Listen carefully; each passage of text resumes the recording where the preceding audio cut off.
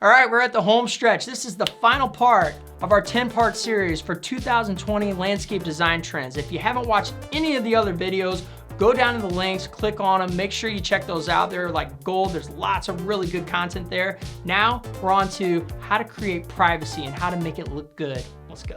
Picture number one. So instead of doing the typical planting bushes ever so many feet up against a fence, not seeing any of the fence, I like how this one, they put smaller junipers in pot, have the decorative gravel and you got the artificial turf, but still showed the fence behind it because it's a cool looking fence with the lattice and the beams and the hardware and everything going on. I love this. I think it's a different way to do a fence and have landscaping and make it pop. And it's just something that anytime you go into this backyard, you're gonna notice this. Picture number two, I think this can apply to like almost everybody on the planet because not everybody is gonna want a fence or have everything completely blocked off. But what if you wanna block off just a little nook of your yard? Maybe it is something like this where you've got the bench and the fire pit and you just wanna have a little intimate seating area with you and your wife. You sit there, you've got the nice wood backdrop. It can only be a section of say maybe 6 to 8 feet on both sides, but nobody's gonna be able to see in there where you're sitting and just enjoying the fire. I think this is a really cool element. You can put it in a lot of different places in a backyard design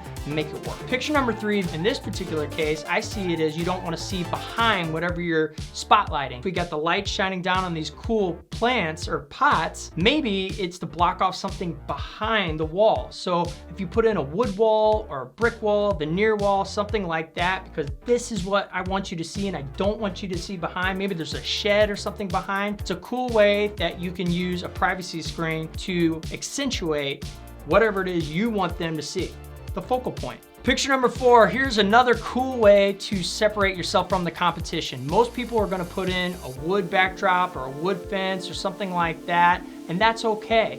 But what if you were to get something like these metal screens with cool designs and string them together? It definitely sets off the landscaping and it's a really cool backdrop. And you can get these things pretty cost effectively from like Home Depot, Lowe's, Menards, online, Amazon. You can find these things and put them in, string them together, take your landscaping to the next level. I love these. So there you go. You just learned a couple different ways to set up privacy for a certain area in your backyard. If you haven't seen all the other videos, they're gonna be down in the links. Go and click on them, go learn some stuff, and throw some comments in there.